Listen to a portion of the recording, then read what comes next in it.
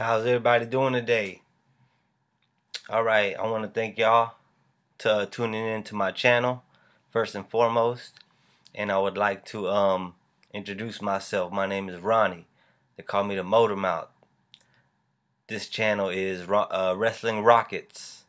I talk about wrestling. I love WWE. I love professional wrestling. I talk about the Rockets. I love my Houston Rockets, the best team in the NBA right now, 25-4, 14-game winning streak.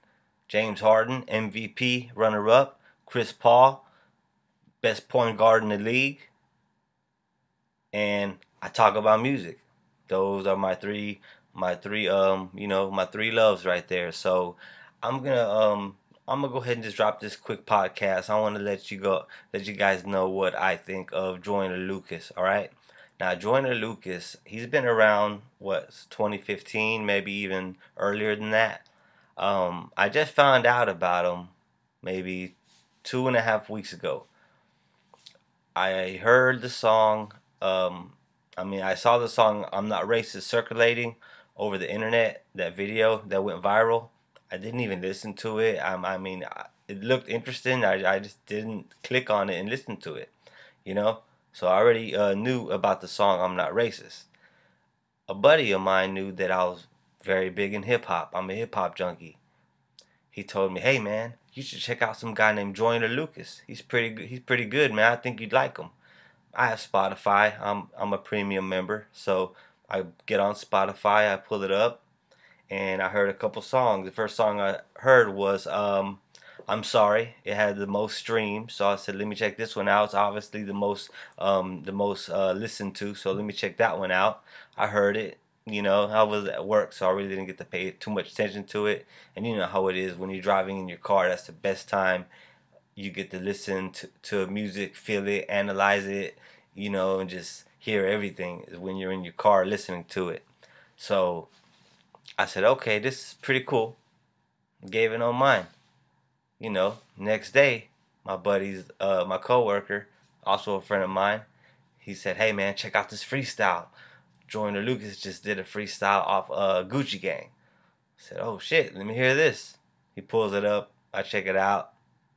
I'm like, wow, this boy got some serious talent, man. He got some skills. So what I did was I went ahead and did my homework on Joyner Lucas, and I started listening to his music. What I did was listen to, I listened to his recent one, 508, 507, 2209, and that uh, was an album. I mean, sounds like an album. I'm pretty sure it's not a mixtape. It's put together just like an album.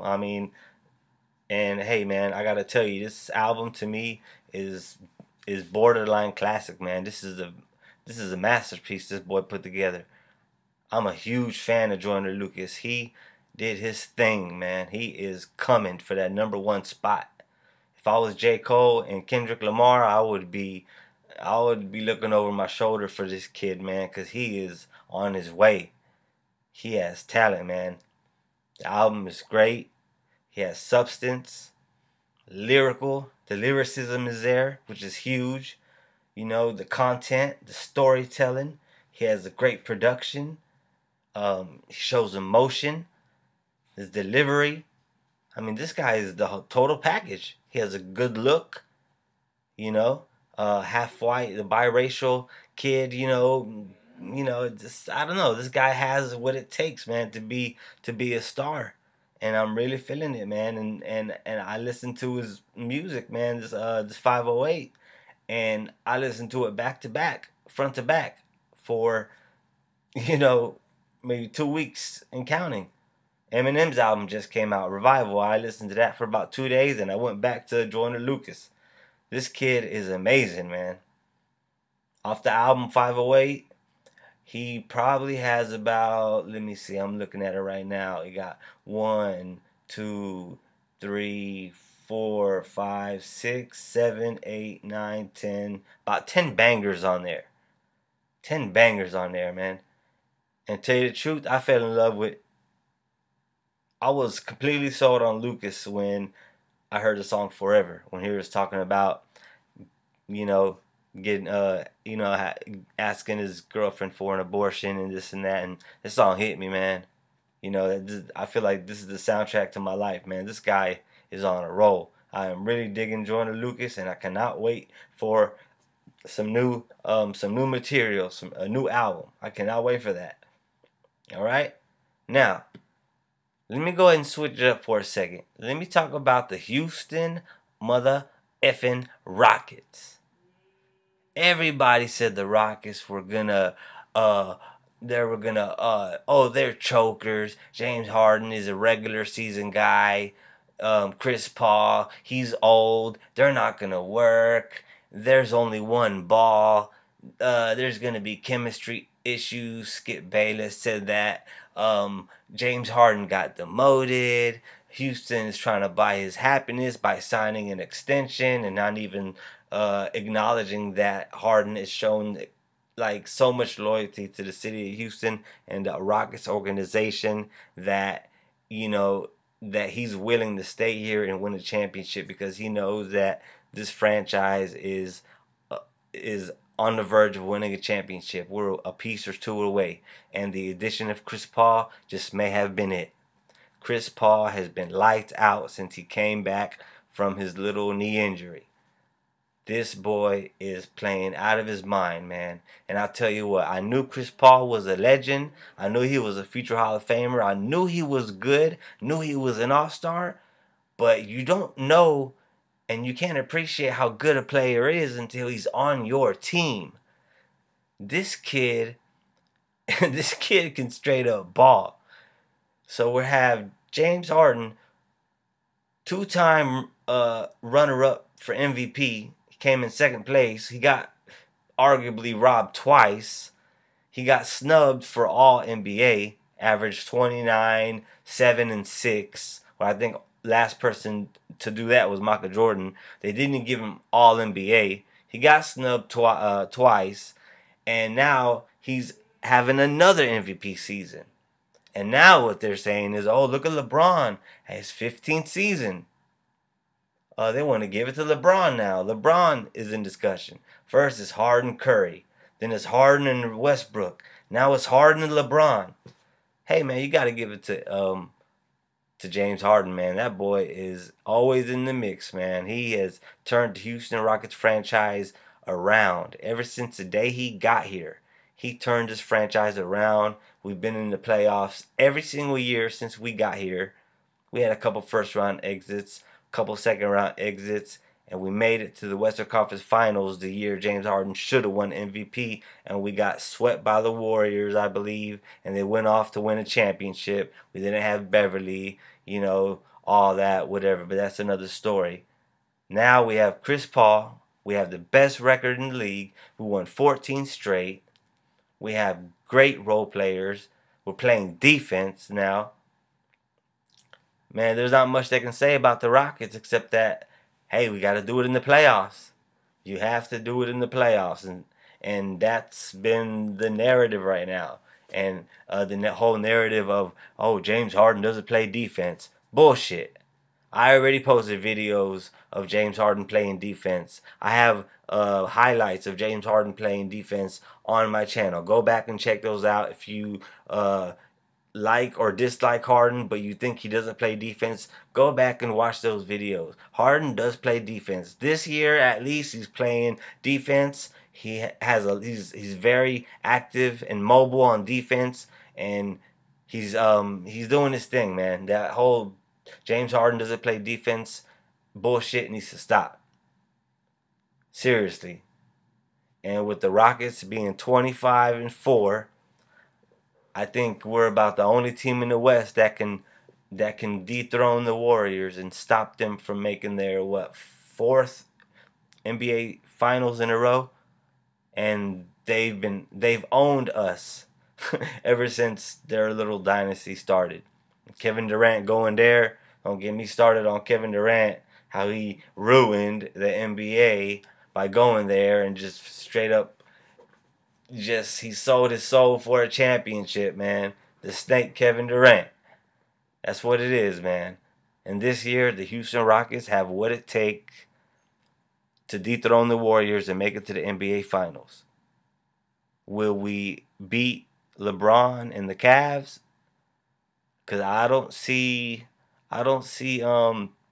Boston getting past Cleveland. I don't see Toronto getting past Cleveland. LeBron already showed that he owns every team in the Eastern Conference. Right now, it's Cleveland, Golden State, and Houston. Those are the three teams that can win a championship as of right now. I think there's about 50 games left, in the season. Uh, we're 25-9. That's 29 games. So we got a nice chunk of the season going, and teams are starting to look like how they're going to be. And the Rockets are up there. They're on top. They're on top. We got the best record NBA, and I do think that James Harden, third time's a charm, is going to win the MVP this year because he definitely deserves it. Chris Paul is gonna prove all his haters wrong, and he's gonna show up in the playoffs. Harden's gonna show up in the playoffs. They're motivated. They're ready. They both hate the Warriors. They both want to beat them. And I'm pretty sure that it's going to be a very, very, very fun Western Conference Finals between the Golden State Warriors and the Houston Rockets. That's my take on that. Now, if you love wrestling and you like wrestling, you're a casual fan, you're a hardcore fan, you watch WWE, stick around because I got some wrestling talk for you. This is Ronnie Wrestling coming at you, and we're going to talk about some WWE. And later on, I just want to see how this goes. This is like maybe my first podcast here. I want to see what kind of audience maybe I can grow, and I'll be able to make longer podcasts, and we'll be able to have some discussions, some live streams, and things like that. But yeah, Clash of Champions we just had. What did that prove? I'm thinking what they based the whole storyline between Shane and Daniel Bryan. And in my mind, all I'm thinking about is, man, I think they're getting Daniel Bryan in ring shape for the near future because I think he's going to wrestle. He's going to wrestle regardless if it's in WWE, New Japan, Ring of Honor, wherever. So I don't think Vince McMahon is that stupid to let Daniel Bryan walk and go to a different company and cause so much buzz and create so many headlines when it could be under his watch. So I honestly think, I don't know if it's true, and maybe, they may be trolling, it may be not true, but I think Daniel Bryan is going to make a comeback soon, and I hope it's at WrestleMania. We got the Shield. It looks like Seth Rollins maybe on his own for a while. Dean Ambrose looks like he has an elbow injury. We have Hideo Itami came back, helped out Finn Balor, which was pretty cool. I'm very glad we got the GTS back.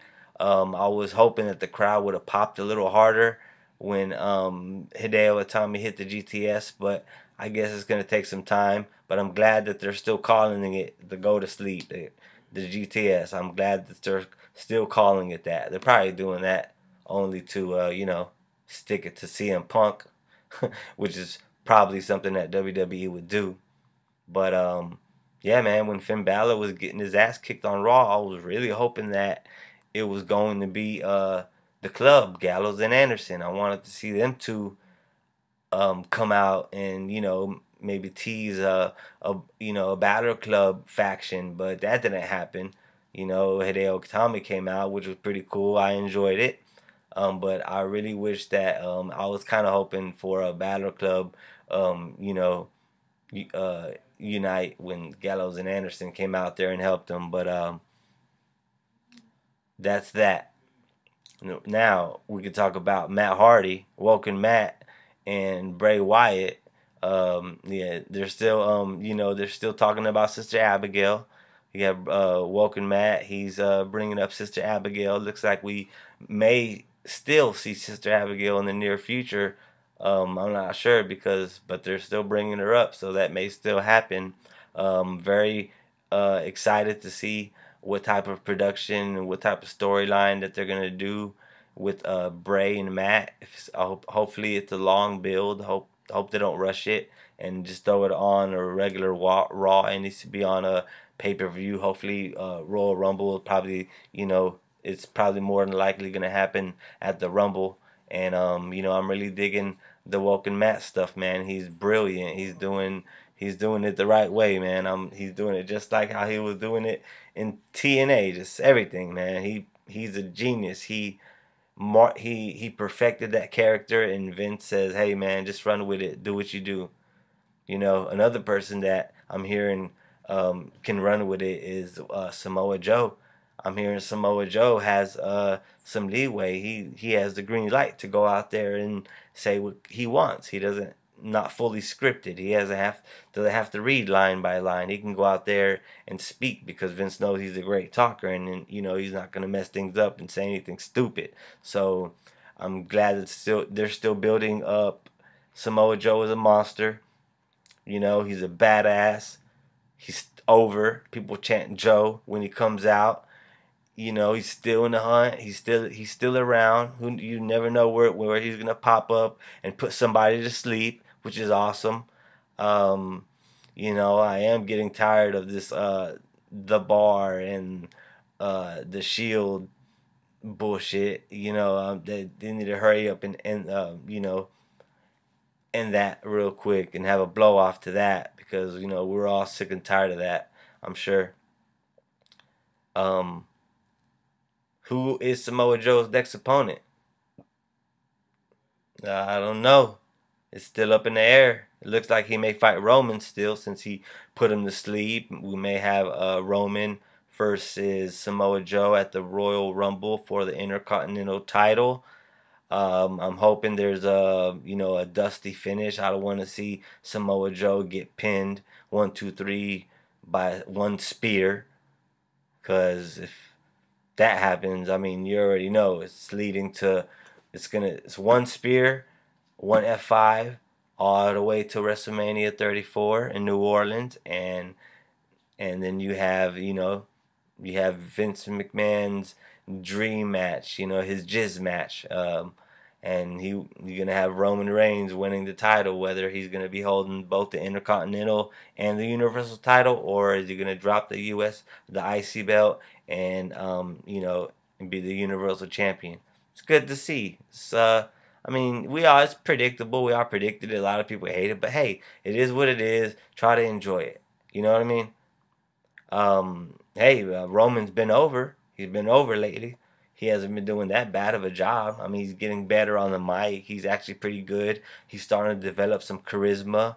You know what I mean? He's been over in a lot of cities, not every city, but he does get a lot of cheers, and not just from women. A lot of dudes like Roman. And I've been to a lot of WWE shows, and Roman gets a lot of male fan support. So don't get it twisted. It's not just women and little kids that like Roman. A lot of grown men, like Roman Reigns as well.